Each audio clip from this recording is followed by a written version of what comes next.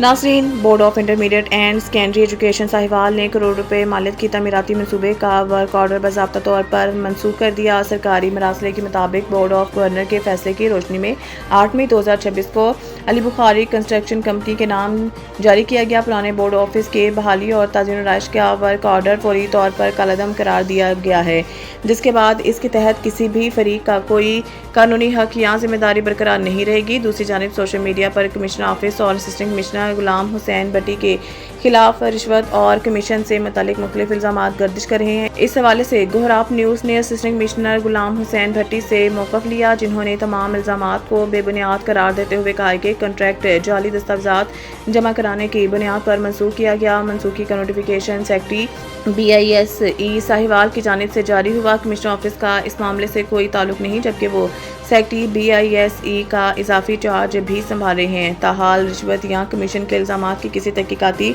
इदारे या अदालत से तस्दीक सामने नहीं आई, इसलिए इन दावों की आज़ादाना तौसीक नहीं हो सकती। गोहराप न्यूज़ इस मामले में सामने आने वाली हर मुस्तनिद पेशरफ्त से अपने कारीन को आगाह करता रहेगा।